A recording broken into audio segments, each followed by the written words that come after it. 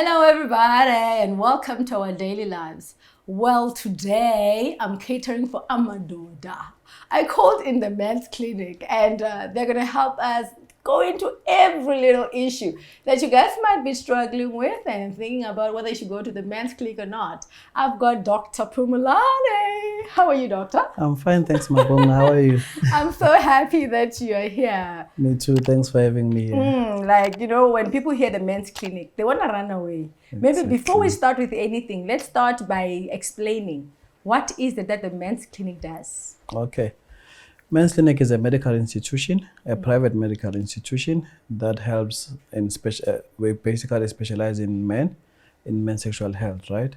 We help men with weak erection problems, early ejaculation problems, low sex drive, impotence, STIs, and circumcisions.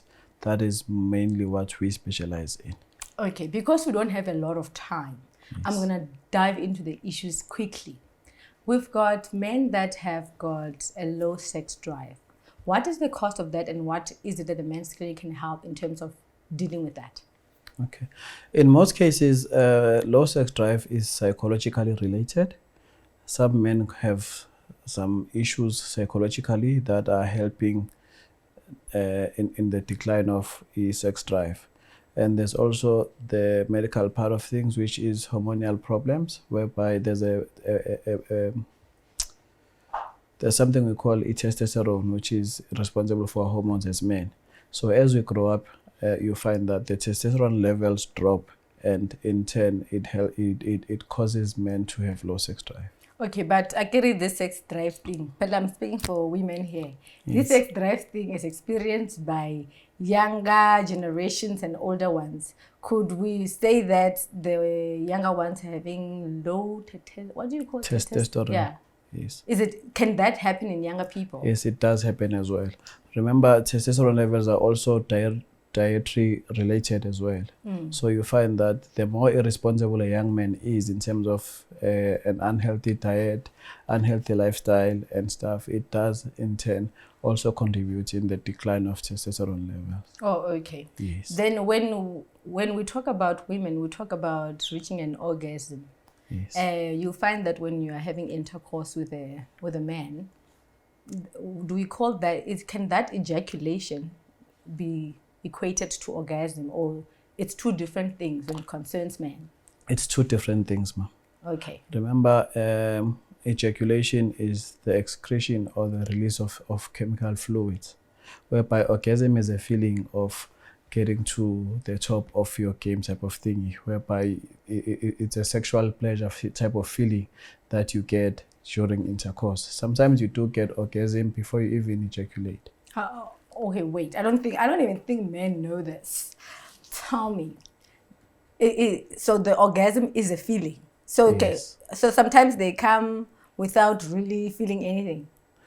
Sometimes they do come, but you find that it's not their climax. They're not at where they should. Do they get even to. know, or they're not aware? Like, for me, I can know that we just did this, right? Nothing happened, like I didn't come, or Do you know when you have not come as a man, or when the minute you see ejaculation to you, you think it's Okay, basically, men are not aware of the fact that they also reach a climax or orgasm of some sort. So to them, when they ejaculate, most men believe or feel that is the destination reached right there, whereby in terms of the women, it might take longer for them to even come at all. So that's where the problem becomes now, that you find that they come quickly in turn and do not allow their partner to get to orgasm. Okay, all right, that's fine. I'm trying to solve all sorts of family issues in this 30 minutes. There are people with underdeveloped penises. What is the cause, and are there corrective surgeries that can be done?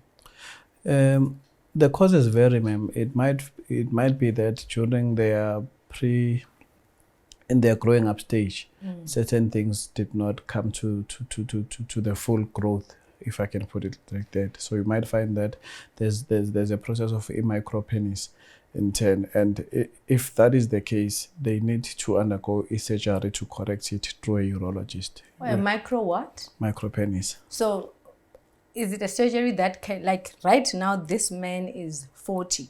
Yes. He's got an underdeveloped manhood. Yes. Can he go and do the surgery now, or it's too late? Yes, no, there's no age for that.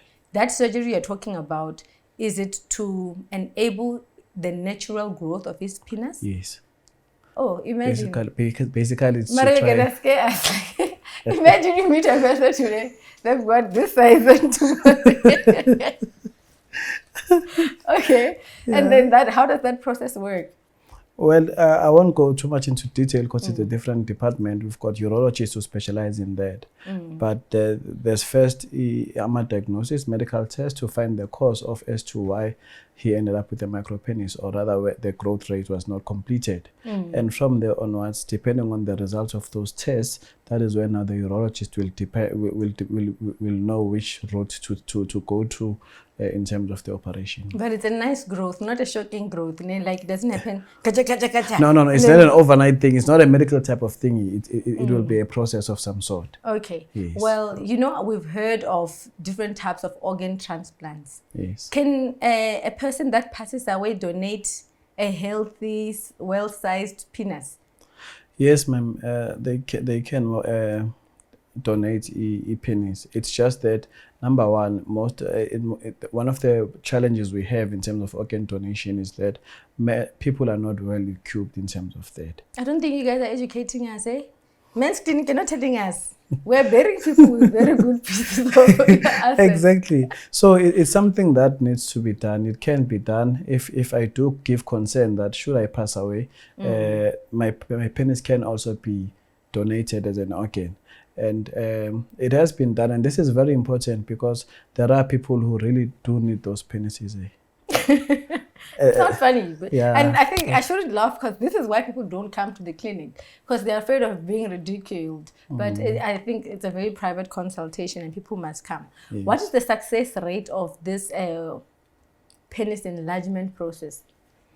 Okay, the penis enlargement, or rather the penis enhancement that we do at Men's Clinic, we normally refer to it as penile enhancement, because the minute you say penile enlargement, people expect the impossible. You understand? So we do penile enhancement whereby we try and give a chance to your penis to be able to grow a bit. And how we do that is through what we call a P-shot, where blood is extracted from the patient, and then there are certain cells we take from the blood, growth cells basically, that we inject into the patient's penis, and that causes an inflammation in the penis, and in turn that is what gives a bit of growth in terms of the girth and the size as well. Okay, Pella, you educated people, you can say growth, talking about Okay. We want to have a feel. Let's try and give it more detail. Basically, at Men's Clinic, we've seen a success rate of between 10 to 20% of the original size. Okay. Yes. We want to refer clients. I told you. What is it? There's some erections. They are strong. And there are those ones that, hey man, this thing is soft. This thing... This thing, no, it's uncooked borscht. No. What is the problem and how do we deal with it? Okay. Remember, an erection is a process whereby blood flows through the penile veins and in turn give a man an erection. Okay. So you find that part of the causes, we've got different causes of that. Some are psychologically, like I mentioned, some are medically, and like your sugar diabetes, your high blood pressure patients, they have difficulty in terms of getting a strong erection because you find that the veins sort of contrast, making it difficult for blood to flow into the penis. Okay. Yes, so that is one of the causes that cause erection not to be strong enough. So that is where we come in now to find out the cause of as to what is causing that, and we further treat in terms of giving medication in most cases to allow the penile veins to open and allow blood to flow into the penis, and in turn giving a strong erection. You've mentioned diet as one of the key things. Yes. Rumor has it, I'll emphasize rumor, has it that men from the northern parts of South Africa, as well other parts of Africa, they've got very well developed they've got very well developed penises. What is it about their diet that other people can pick up and maybe adopt into what they should be eating? Proteins is one of the key part of diet that is needed in terms of such, right? You find that growing up, you find men, we used to, I'll call it ukjutana, that you must eat a lot of peanuts and stuff like that. You must eat avo and what have you. Oh, no wonder. The North. Exactly. The North have got avocados. Exactly. so you find that, little did we know that the reason why we felt you'll get results from those is because those are high in protein. You understand? So it means that as the young boy is coming up, those dietary requirements are very important. They are very important. Mavhungu, when it comes to diet, right, we do mention the importance of a healthy diet from a young age. But on the same note, we need to sort of keep a balance in terms of not condoning early sexual activities. True. Because now the minute we start emphasizing the importance of, say, proteins in our young boys and girls, you find that it sort of aggravates their hormone levels. Yes. And in turn, they want to sort of act on it at a very young age. So one of the reasons that you'd find certain that is the key reason. Singing this too much. Because now you find that we give too much of rich diet to our kids that are growing up. Then once the hormones are accelerated, our kids start acting on them, and in turn, bad results come out of them. Okay. Then what causes this, what women call 2 minutes ejaculation? What is the problem? You're ruining the game. Premature ejaculation. Well, one of the causes of premature ejaculation is psychological. There's what we call performance anxiety. So you find that the minute we walk into the house, I'm already there, that you're finally, Mavhungu is going to give it to me. So in turn, that sort of creates an anxiety type of feeling on my side, that by the time we start, I've been there already. And in turn... How we must manage excitement. Is it because maybe you started having sex too late in your life, or doesn't matter? No, I'm talking about that particular instance whereby I'm going to have sex with my partner, but psychologically I started before we even engaged physically.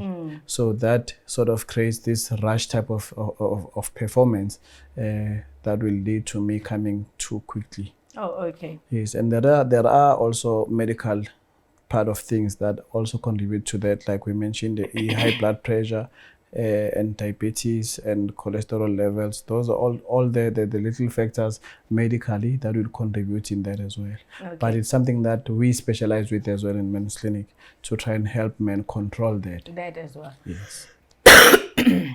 Well, one of the things that women have spoken to me about is prolonged rounds, man. Hi, this thing is taking too long. Is it because people masturbate a lot, or others are just long pushers, man? Get a long run. What is the problem? It's not a good thing. It's a problem, doctor.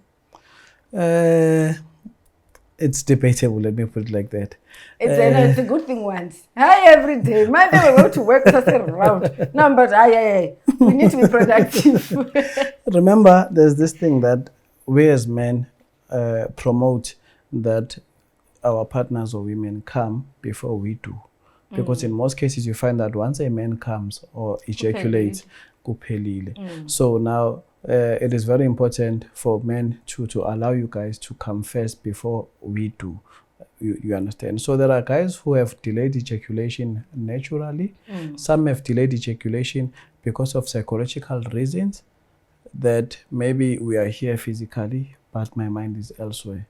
There is no way that I can sort of come quickly because psychologically I'm not here. Okay. And again, one thing that you've mentioned is masturbation.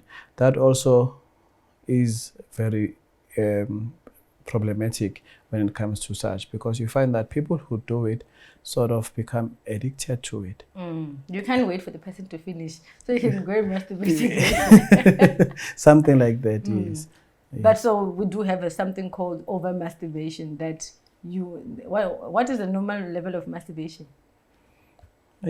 Again, it depends on an individual. Okay. But the problem again with masturbation is that it's very easy for people to sort of get addicted to it.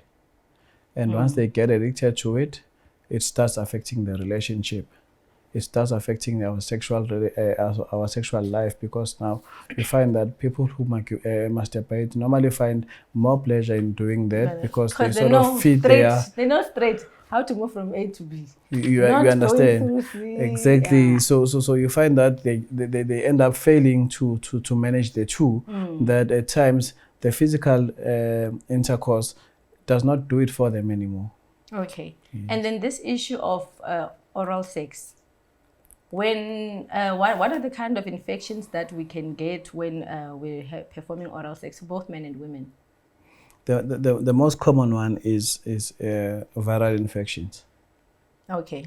So what is important is that at the beginning of a relationship, or even during an ongoing relationship, it's very advisable that both partners go for a screening test, an infection screening test, so that you guys can both check for any infections that you might have, including HIV. Because you find that one can get a viral infection through your muffing, through your blowjobs and stuff. And unfortunately, those are incurable. So it is very important that before you even engage in such, rather go for that medical screening for infections to make sure that we both clean. And then another thing is also, we need to also maintain a clean lifestyle before doing that. I cannot be going to work for the whole day and sweating and then expecting to come back to you at night for you to go down on me. You understand? We need to sort of refresh a bit, make sure that hygienic, we both clean. Okay, then we can do that. But we condone or promote that after the screening process has happened. But what are some of the STIs that we can get from oral sex? In most cases, it is viral infection and herpes as well. You know those like flu-like sores that appear and stuff like that. Those flu-like sores, is it generally that, or they can be from something else? They can be from something else, but the first reaction that, or one of the most common reaction that you'll get from going down on your partner, and if there's an infection of some sort, the first reaction normally is herpes. Okay, all right. Yes. No, we hear that. And there are people with who are sex addicts. What is the psychology behind that, and how does the men's clinic help them with dealing with that, if you do? Okay, we do not deal with that at men's clinic, right, in terms of addiction. But during the consultation period, we can pick it up. Maybe help us to understand what are the things that you pick up that this is sex addiction. One of the most common one is that the daily livelihood becomes disturbed. Okay. That instead of Pumlani going to work at 9 until 2 o'clock, Pumlani will end up not going to work at all, or he'll rather go at 11 until 2 o'clock because of between 9 and 11 I had to sort of engage in some sexual activities and stuff like that. Basically, the daily routine becomes disrupted. Okay. Yeah, it becomes hard for a sexual addict to perform without factoring. Exactly. You'll find that in between they start watching porn M17 now. Whether at their PCs or laptops, you'd find that they get a lot of videos that they share that has pornography and stuff like that. Everything about them, exactly. So much that at times, even if they try to have a conversation, an innocent conversation will end up being diverted into something sexually related. Okay. Yeah, so we're out of time. The last question. When people want to consult at the men's clinic, do you guys accept medical aid, and how does the procedure work, and how long does it take, the consultations? Okay. Firstly, we are contracted out of the medical aid schemes, meaning that we do not accept the medical aid card as a form of payment. But what we do is we help our patients claim their money back from their medical aid scheme.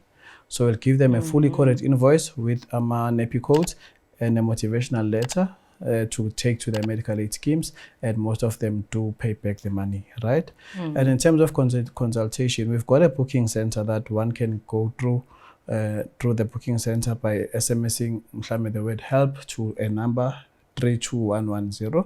That SMS charges E1 rands, and then one of our trained consultants will in turn call them back to find out where they are, as we've got clinics nationwide. So they'll then be directed to the nearest branch, and an appointment will be arranged, because now this is a very private matter. So we always try and maintain the privacy by booking appointments. Okay, well, but to make sure, I want to close with you attracting markets. What have been maybe one of the severe cases that you've dealt with where there was success, so that we can have some confidence in you, or our problem it's going to be solved? Okay. One thing that I can relate to is that I once personally saw a couple come in whereby it was a married couple who, in a long-term marriage relationship. So you find that there was Ubaba got involved in a car accident, and he ended up being in a wheelchair. So the myths around people who are sitting on wheelchairs is that they cannot get an erection. So they sort of tried different ways traditionally and stuff, unsuccessfully so.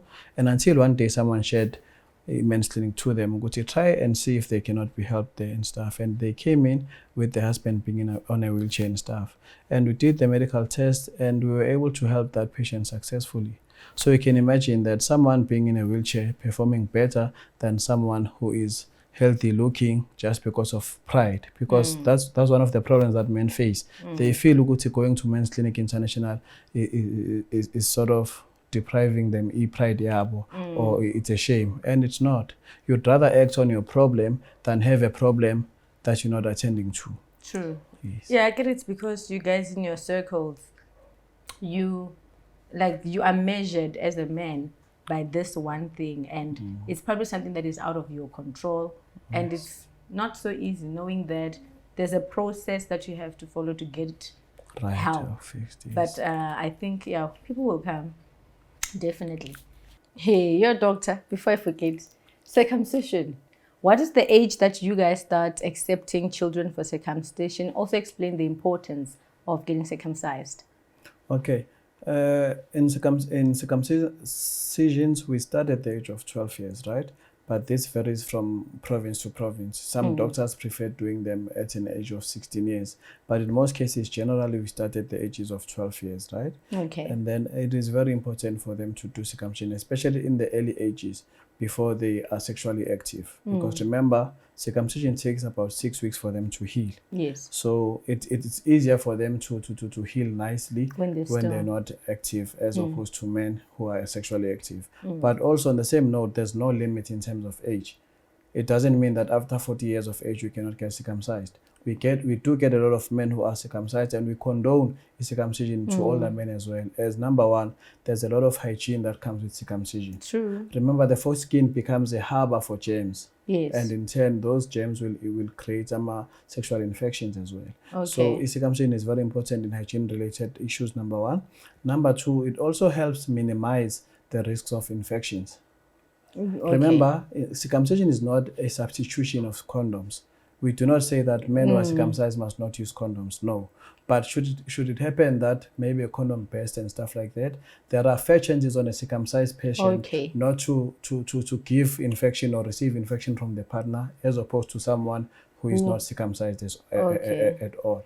And are you finding that a lot of men are coming at a later stage in their lives, or parents are bringing in their kids? We see a lot of parents bringing their kids, and we see a lot of men lately who are old and grown up that are coming for circumcisions, because now, remember, there were myths about circumcisions that a circumcision will affect men's sexual performance negatively and stuff. And it's not the case. Actually, it even improves or enhances their performance, because now you find that there's more pleasure after someone has undergone the process of circumcision. Okay. So we find that a lot of men at a later age also do come for circumcision because of now that it's something that is easily spoken about lately. Yes, yeah. Yes. Hi, Bafunzi, Patokotera. You can take it for sure. We're going to bring them. Thank you Thank so you. much. It's a pleasure, Mavhungu. Thank you for having me. All right. I hope you guys at home enjoyed the show. You are not going to break your relationships nor your marriages for things that the men's clinic can resolve. I hope you guys will contact them and get assistance. We'll see you next time. Goodbye.